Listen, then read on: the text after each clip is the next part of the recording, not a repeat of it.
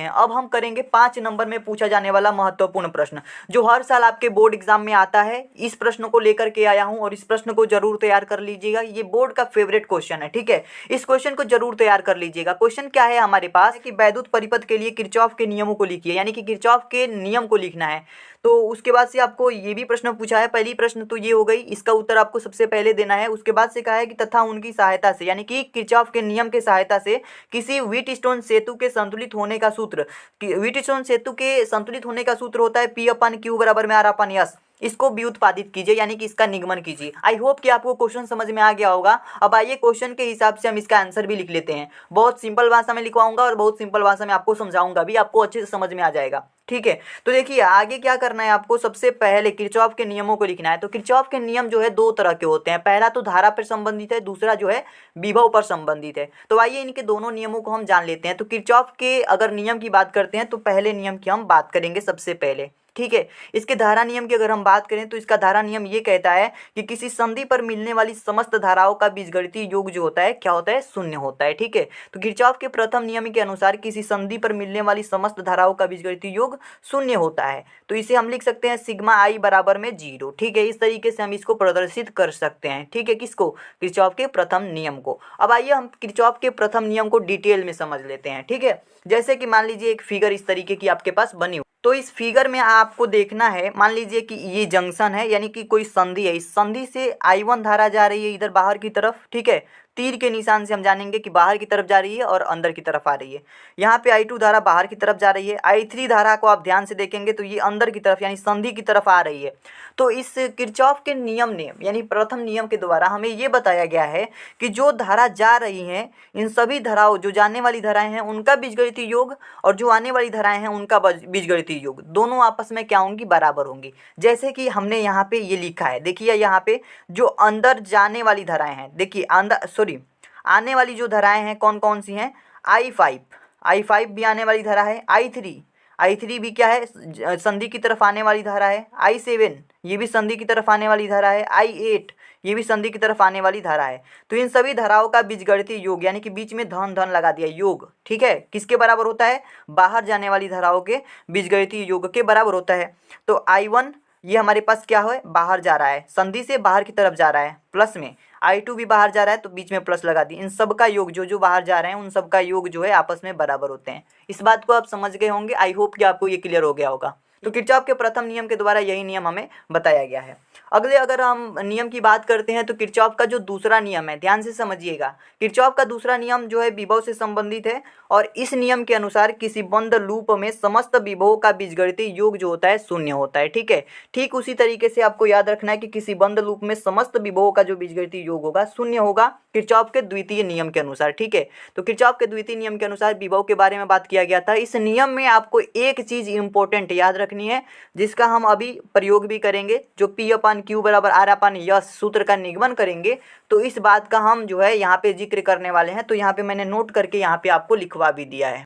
तो आपको इस बात को ध्यान में रखना है, क्या है कि धारा की दिशा में चलने पर प्रतिरोध के सिरों का विभव जो है निगेटिव होता है, ठीक है। कहने का मतलब ये है कि अगर आप धारा की दिशा में नहीं चल रहे हैं तो प्रतिरोध के सिरों का जो विभव होगा वो धनात्मक होगा, लेकिन अगर आप धारा की दिशा में चल रहे हैं तो प्रतिरोध के सिरों का जो विभव होगा वो क्या होगा, ऋणात्मक होगा, यानी कि निगेटिव होगा, ठीक है। इस बात को आप ध्यान में रखेंगे। जैसे कि एग्जाम्पल के तौर पर एक परिपथ बनाया गया जिसमें ये R प्रतिरोध है और ये I धारा इस परिपथ में बह रही है। तो यहाँ पे भी जो विभव होगा हमारे पास IR तो होगा ही, क्योंकि ओम के नियम के अनुसार हमें पता है कि V बराबर IR फॉर्मूला होता है, धारा गुणे प्रतिरोध, ठीक है। तो ये निगेटिव टाइम होगा क्योंकि धारा की दिशा में इस प्रतिरोध के सिरों का विभव हम ज्ञात कर रहे हैं, ठीक है। अगर धारा की दिशा में नहीं होता तब हम यहाँ पे प्लस का IR लिख देते, ठीक है। आई होप कि ये बात समझ में आ गई होगी। आइए हम जो इस प्रश्न में सेकेंड जो है प्रश्न पूछा गया है, क्या पूछा गया है कि उनकी सहायता से, यानी किरचॉफ के नियम की सहायता से ही हमें इस सूत्र का जो है निगमन करना है। तो आइए हम इस सूत्र के निगमन को भी हम देख लेते हैं, ठीक है। तो देखिए जो हमारा पहला प्रश्न है उसको तो हमने समझ लिया। दूसरा प्रश्न इसी प्रश्न में था, क्या था हमारे पास प्रश्न की जो P/Q बराबर R/S होता है, इसको जो है निगमन कीजिए, इस फार्मूले का निगमन कीजिए। तो देखिए सबसे पहले आपको तो हेडिंग बना लेना है खूब अच्छे तरीके से कि किरचॉफ के नियम की सहायता से किसी व्हीटस्टोन सेतु के संतुलित होने का सूत्र P/Q बराबर R/S व्युत्पादित करना है हमें, ठीक है। यानी कि इसी को हमें सॉल्व करके लाना है लास्ट में, ठीक है। इसी को हमें प्रूफ करना है कि P/Q बराबर R/S होता है, ठीक है। तो आपको ये प्रूफ करने के लिए सबसे पहले आपको व्हीटस्टोन सेतु का ये फिगर समझ में आना चाहिए। इस फिगर को ध्यान से आपको समझना है क्योंकि ये बहुत इंपॉर्टेंट है। और आप सोचेंगे कि बिना फिगर बनाए हम फुल नंबर स्कोर कर पाए, तो ये इम्पॉसिबल। एग्जामिनर आप जब तक फिगर नहीं देखेगा आपका, तब तक वो पूरा पूरा अंक देगा ही नहीं आपको, ठीक है। तो सबसे पहले तो फिगर आपको समझना ही है। तो फिगर को समझने के लिए यहाँ पे ध्यान से देखिए, ए बी सी डी करके एक चतुर्भुज आकार का एक परिपथ आपको दिखाई दे रहा होगा, जिसमें पी क्यू आर और एस यहाँ पे प्रतिरोध लगे हुए हैं। और इसमें I1 और I2 दो तरह की धाराएं भी बह रही हैं। I2 धारा यहाँ से लेकर के यहाँ तक जा रही है, I1 धारा यहाँ से लेकर के यहाँ तक बह रही है, ठीक है। और इस पूरे परिपथ को हमने एक बैटरी से यहाँ पे जोड़ रखा है, और इस बैटरी में कुंजी भी है यहाँ पे। जैसे ही कुंजी को ऑन करते हैं, वैद्युत धारा प्रवाहित होने लगती है, और I1 से यहाँ पे वैद्युत धारा प्रवाहित होकर के ये दो खंडों में ये जो धारा है विभाजित हो जाती है। ये I1 धारा इधर बन के निकलती है, I2 धारा इधर बन के निकलती है, ठीक है। तो इस तरीके की कुछ हमारे पास फिगर बन जाती है। इस फिगर को आई होप कि आप समझ गए होंगे। यहाँ पे गैल्वेनोमीटर भी लगा हुआ है, यहाँ पे कुंजी नंबर 2 है। और इसको अगर देखा जाए ABD त्रिभुज को अगर देखें तो इसको हम बंद पास 1 कहते हैं, जिसे अंग्रेजी में लूप कहा जाता है। लूप 1 है, और लूप 2 की बात करें तो BDC ये त्रिभुज जो दिखाई दे रहा है ये लूप सेकंड है, ठीक है। ये लूप सेकंड है, ये लूप फर्स्ट है, ठीक है। इस तरीके से दोनों लूपों में हम किरचॉफ के द्वितीय नियम के अनुसार जो है इस फॉर्मूले का हम निगमन करेंगे, ठीक है। तो देखिए, सबसे पहले आपको क्या लिखना है, आपको इसका सिद्धांत लिख देना है कि सर्वप्रथम कुंजी K1 को ऑन करके सेल द्वारा इतनी धारा प्रवाहित करते हैं कि धारा मापी का विक्षेप जो है शून्य हो जाए, ठीक है। तो सर्वप्रथम हम क्या करते हैं, इस कुंजी K1 को, यानी कि ये जो कुंजी दिखाई दे रही है, इसको हम ऑन करके इतनी धारा प्रवाहित करते हैं कि जो धारा मापी का विक्षेप होता है शून्य हो जाए, ठीक है। इसके आगे आपको क्या लिखना है, आपको अब देखिए बंद पास 1 की बात करें, जिसे हम ABD त्रिभुज कह सकते हैं। बंद पास 1 में किरचॉफ के द्वितीय नियम को लगाएंगे। तो बंद पास 1 में किरचॉफ के द्वितीय नियम से अगर हम बात करें तो इसमें हम विभव ज्ञात करते हैं। किरचॉफ का द्वितीय नियम क्या कहता है कि समस्त विभवों का बीजगणितीय योग जो होता है शून्य के बराबर होता है। तो अगर हम इस बंद परिपथ में देखें तो इस परिपथ में हमारे पास यहाँ पे एक हमारे पास रेसिस्टेंस, यानी कि जो हमारे पास आर प्रतिरोध दिखाई दे रहा है, यहाँ पे है, एक यहाँ पे है, ठीक है। इस तरीके से हमारे पास यहाँ पे प्रतिरोध लगे हुए हैं। तो यहाँ पे धारा बह रही है, यहाँ पे धारा बह रही है, तो दो यहाँ पे जो है हमारे पास विभव मिल जाएंगे। I1 का अगर P के साथ मल्टीप्लाई कर दें तो ये हमारे पास एक विभव हो जाएगा, और I2 का R के साथ हम मल्टीप्लाई कर दें तो ये एक विभव हो जाएगा, और दोनों विभवों का बीजगणितीय योग जो होगा शून्य के बराबर होगा, ठीक है। और यहाँ पे माइनस क्यों लगा, क्योंकि ये धारा की दिशा में हम देख रहे हैं, ठीक है। अगर धारा की दिशा में, अभी हमने नोट में बताया था, अगर जैसे ही मैंने किरचॉफ के सेकंड लॉ को पढ़ाया अभी पीछे, उसमें मैंने बताया था कि अगर आप धारा की दिशा में देख रहे हैं तो धारा की दिशा में निगेटिव होगा, ठीक है, ऋणात्मक होगा, और उसके विपरीत दिशा में धनात्मक।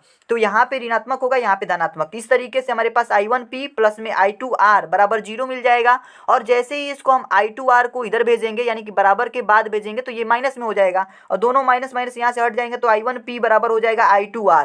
ये समीकरण नंबर हमारा फर्स्ट बन जाएगा, ठीक है, पहला समीकरण बन जाएगा। इसी तरीके से बंद पास 2 में किरचॉफ का द्वितीय नियम लगाएंगे। पहला नियम तो हम इसमें लगाए हैं, दूसरा जो है इसमें फिर से अभी इसमें लगाएंगे, ठीक है। वही नियम जो है पहले तो इसमें लगाए हैं, फिर से इसमें लगाएंगे। अब दूसरे पास में बात करें तो दूसरे बंद पास में किरचॉफ के द्वितीय नियम को जैसे ही लगाएंगे तो यहाँ पे देखिए I1 का Q के साथ मल्टीप्लाई होगा, तो पहला विभव हमें पता चल जाएगा I1 का Q के साथ। फिर I2 का S के साथ मल्टीप्लाई होगा तो दूसरा विभव। आप लोगों को ओम के नियम से पता होगा कि विभव कैसे ज्ञात किया जाता है, IR से, ठीक है। तो R क्या है, यहाँ पे Q है ना, रेसिस्टेंस का मल्टीप्लाई, धारा गुणे प्रतिरोध, ठीक है। तो यहाँ पे जो बंद पास 2 में किरचॉफ के द्वितीय नियम को जब लगाएंगे तो हमारे पास मिलेगा माइनस का I1Q प्लस का I2S, ठीक है। देखिए I1Q का मल्टीप्लाई हो जाएगा यहाँ पे I1Q का, तो पहला विभव हो गया। इसको निगेटिव मानेंगे क्योंकि ये धारा की दिशा में हम देख रहे हैं, ये विपरीत दिशा में है, तो I2 का S के साथ मल्टीप्लाई होगा तो ये प्लस में होगा, ठीक है। और जैसे ही इस प्लस वाले I2S को हम इधर भेजेंगे तो I1Q बराबर में प्लस का I2S हो जाएगा, और दोनों का माइनस माइनस जो है कट जाएगा आपस में, तो I1Q बराबर में I2S मिल जाएगा, जिसको हम समीकरण नंबर सेकंड बना लेंगे, ठीक है। इन दोनों समीकरणों को अगर आप ध्यान से देखेंगे तो इनको अगर डिवाइड करते हैं, मान लीजिए कि आगे हम इसको सॉल्व कर रहे हैं, तो समीकरण नंबर 1 और समीकरण नंबर 2 को भाग देने पर, यानी कि जो हमारे पास इसका लेफ्ट हैंड साइड है LHS है, इस LHS का इस LHS से भाग देंगे, और इस RHS का इस RHS से भाग देंगे। तो यहाँ पे देखिए I1P का भाग देंगे I1Q से, I2R का भाग देंगे I2S से। तो यहाँ पे I1 और I1 कट जाएगा, यहाँ I2 कट जाएगा, क्या बच जाएगा हमारे पास, P अपन में Q बच जाएगा, बराबर में R अपन का यस बच जाएगा। ठीक है, तो इस तरीके से हमारे पास जो फॉर्मूला था वो डिराइव्ड होकर के निकल चुका है। यही हमारा निगमन जो है ज्ञात करना था। आई होप कि आपको ये समझ में आ गया होगा। ठीक है, किसी भी तरीके की कोई दिक्कत लगी हो आप लोग कमेंट करके बता सकते हैं, मैं वहाँ पे आपको फिर से दूसरी वीडियो में समझा दूंगा। किसी भी तरीके की वैसी दिक्कत होनी नहीं चाहिए, क्योंकि सारी चीज़ों को मैंने बहुत ही अच्छे तरीके से आपको एक्सप्लेन किया है। ठीक है, आई होप कि आपको ये वीडियो पसंद आई होगी दोस्तों। ऐसी ऐसी जो भी वीडियोज़ आपके पास मिल रही हैं जिसमें सारे चैप्टर के हम इंपॉर्टेंट क्वेश्चन बता रहे हैं, उन सभी वीडियोज़ को देखते जाइए। इस चैनल को सब्सक्राइब भी कर लीजिए, क्योंकि आपके एग्जामिनेशन तक हम आपका साथ छोड़ने वाले नहीं हैं। ठीक है, आई होप कि आपको ये सारी चीज़ें समझ में आ रही होंगी। अब नेक्स्ट चैप्टर जो है नेक्स्ट वीडियो में हम लोग करेंगे दोस्तों। अभी के लिए इतना ही, मिलते हैं एक नई वीडियो में, तब तक के लिए धन्यवाद।